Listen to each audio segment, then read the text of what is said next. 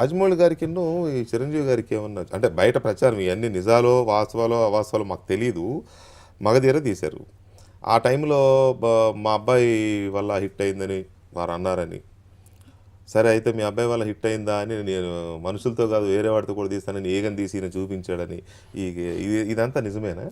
Gossips మాట్లాడుకోవడానికి బాగుండే మాటలు అంతే. అంతేనా? అంటే ఇండస్ట్రీలో అదే అండి, నేను ఎవరి స్ట్రెంత్ వాళ్ళది.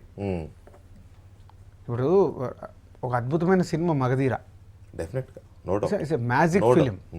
ఇప్పుడు ఒక డైరెక్టర్గా ఆలోచించుకున్న దాన్ని ఒక హీరోగా తను చేసిందే. ప్రొడ్యూసర్గా మీరు ఆ క్రెడిట్ ఎవరికి ఇస్తారు? మగధీర క్రెడిట్ ఎవరికి ఇస్తారు? సో ఇద్దరికి ఉంటుంది.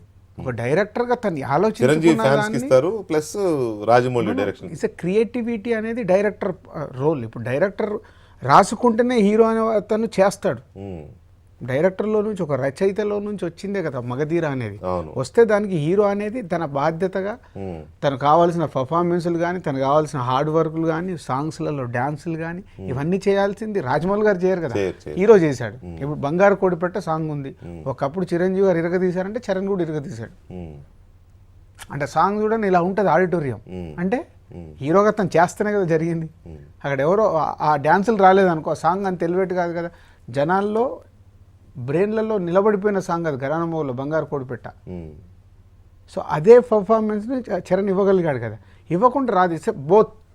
ఇది రైలు పట్టాలు అవి. కానీ చరణ్ ఎంత బాగా చేసినా కూడా ఆ సాంగ్లో కూడా మళ్ళీ చిరంజీవిని వాడుకోవాల్సి వచ్చింది. అంటే అది అభిమానుల్ని కిక్ ఇవ్వటానికండి, అది వేరు. అదే అంటున్నా, ఫ్యాన్స్ ని వాడుకునే ప్రయత్నమే, కమర్షియల్ ఎలిమెంట్ అది.